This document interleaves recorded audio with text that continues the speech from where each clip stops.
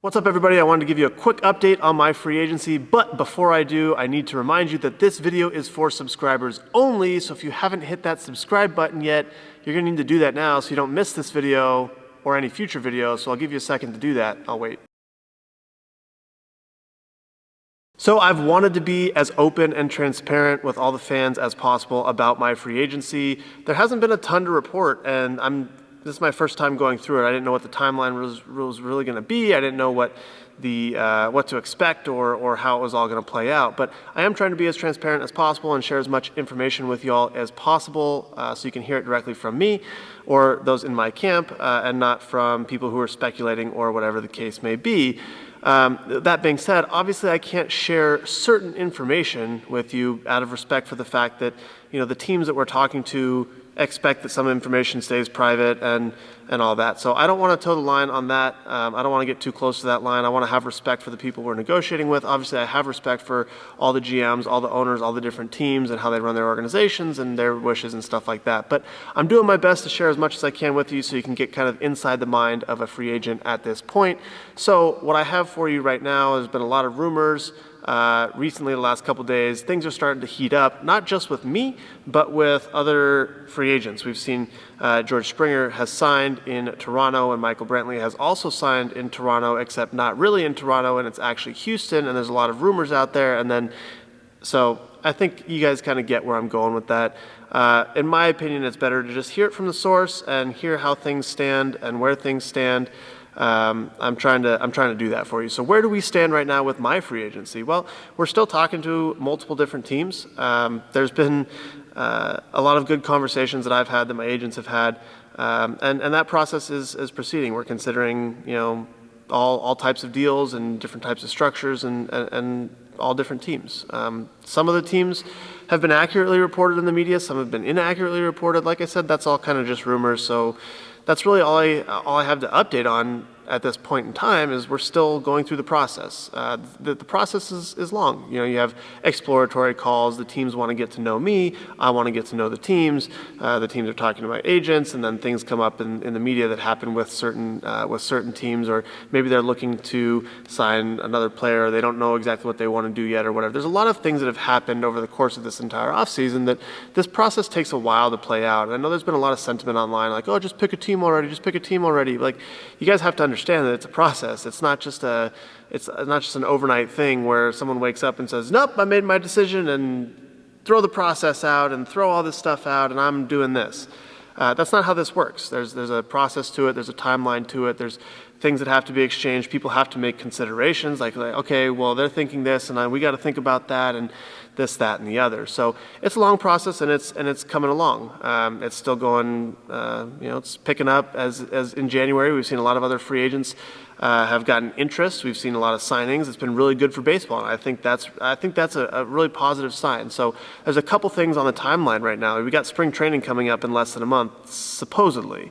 Pitchers and catchers are supposed to report in under a month, but we don't know exactly when spring training is going to start yet. And generally speaking, you see a lot of free agents sign kind of in this time period, middle of January, first week of February, in that time period right there, because teams are putting together their rosters for spring training. But without that hard deadline of spring training, without teams knowing exactly what the protocols are going to be, without teams knowing exactly how they're going to have to construct their rosters. I mean, are we going to have a DH or are we not going to have a DH in the National League? That's one thing, you know, that changes roster construction, and are fans going to be allowed in the stands or are they not? And there's all these different considerations. What are the health protocols? When is spring training going to actually start? Who do we bring into camp? Are we going to have non-roster invitees or not? Or what, like, there's a lot of just different questions that have to be answered. So it's good to see that teams are starting to kind of pick up as if spring training is going to go on a normal schedule. We've seen, like I mentioned earlier, we saw Brantley, we've seen Springer, we saw Hendricks sign, we've seen some interest. I think I heard some stuff today just about JT Realmuto and people, you know, searching around, and I haven't heard a whole lot about him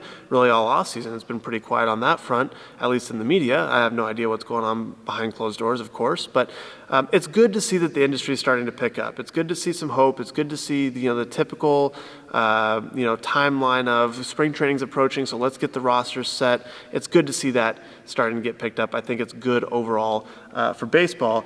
So let's see, make sure I don't miss anything that I wanted to update you guys on. things that I've learned throughout this process. So, you go into free agency and you have no idea what to really expect. You don't know if it's going to be the first day, hey, here's 30 teams, like, hey, what are you thinking? And like, what's your number? And this and that and the other. Because that's kind of what it was in the draft when I went through it. And that was really the last time I've been a free agent, so to speak.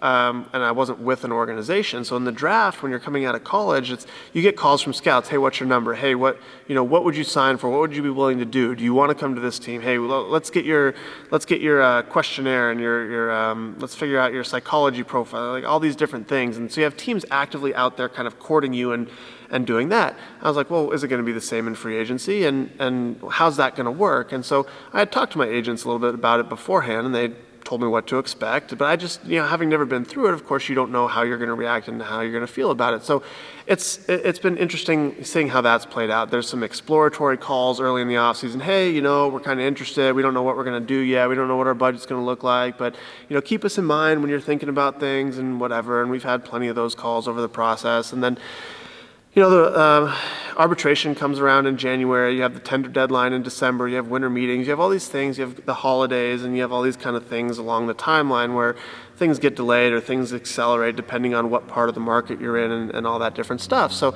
it's just been interesting seeing how things have played out and understanding more about it now. I can understand kind of the strategy behind things both on our end and on the team's end and whatever else. So I've learned a lot through the process, and I'm just a curious individual in general, and I enjoy learning about that stuff. I hope that at some point I'll be able to offer some sort of advice to a new player or a player who's going through the process for the first time. Hey, this is kind of what you can expect. Oh yeah, that happened to me, and this is how I handled it, blah, blah, blah. And one of the biggest things that that I've heard from people that have gone through it before me is, hey, if you're going to start getting nervous in January, like I don't know if I have a team and where am I going to be, and is it Florida, is it Arizona for spring training, and all these different things. And so I was kind of expecting to feel that a little bit coming into the month, but I really haven't felt it a whole lot. For me, and I think this is an important point to touch on, especially for the younger generation of baseball players, like where I sign and that timeline is somewhat out of my control. Some of it's in my control, of course. I'm the only one that can agree to the contract and sign the contract, but the timeline by which offers come in, the timeline by which teams make their decision and who's in and who's not and all these different things is really out of my control. That's on them. They're the ones I can't play for someone who doesn't make me an offer, of course, right? So I have to wait on an offer to come in. And so it's kind of out of my control in some ways. So it's important to have a mindset of what you're going to do in the times when things are a little bit out of your control. Like, am I just sitting here waiting? And one of the mindsets could be, well, I'm going to sign a big contract, so I need to not do anything, make sure I don't get hurt, so I can make sure and guarantee myself money and guarantee myself that contract. The other mindset is, okay, well, I need to get better because I want to make sure and perform next season. And I think that's kind of where I stand. I don't really focus on where I'm going to be playing or who I'm going to be playing with or anything like that going into a season. Now, of course, this isn't something that I've faced before. I've always known where I was going to be playing that season. When I go to spring training, I knew who I was going to go see. I knew the organization, these different things. But the process in the off season stays the same for me. I'm still in the gym. It's currently 9:15 at night. I just finished up my workout. I'm still in here. I'm lifting every day. I'm throwing every day. I'm trying to get better. I'm looking for ways to learn more about pitch design and pitch shaping, or I'm studying physiology, or these different things. My day is packed full of trying to get better and improve as an athlete. So that's kind of where I'm at right now, and I'm really happy with where I've been able to get this off season. There's been some things that have come up that have disrupted my training program. Every offseason there's things like that. It's been a little bit of a disjunct offseason, a little bit of start and stop and whatever, but I think I've managed it pretty well because I threw live at-bats for the first time this offseason a couple days ago. I was 89 to 91. And usually, for context, my first live at-bats, I'm like 86, 85 to 86, maybe touching some 87s. If I'm really lucky, my first live at-bats, I'll pop some 88s.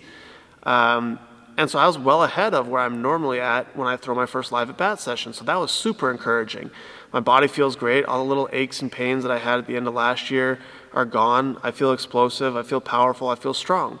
So my time in the weight room is going well, and training is going very well. I have testing coming up here in a couple weeks to see how much improvement I've really made over where I started this offseason. But I'm in a really good spot. I threw a bullpen today. I actually threw to Marika Lisick, and she's, for those who don't know, she's the first NCAA baseball, first woman to play NCAA baseball.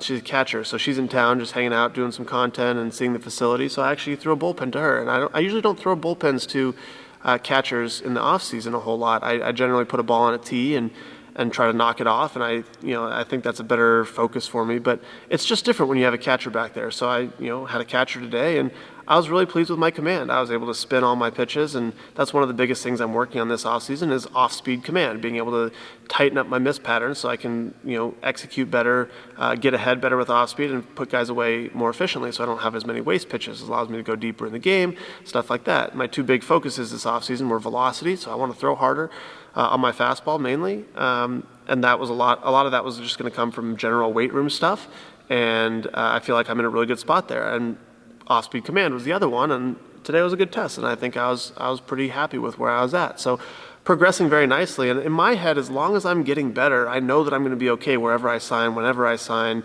whoever I'm with. I know I'm going to be a better baseball player, a better version of myself, or at least I haven't lost any ground relative to what I was last year, and that's really what's important to me. So I've been able to lock in on that mindset pretty well this offseason.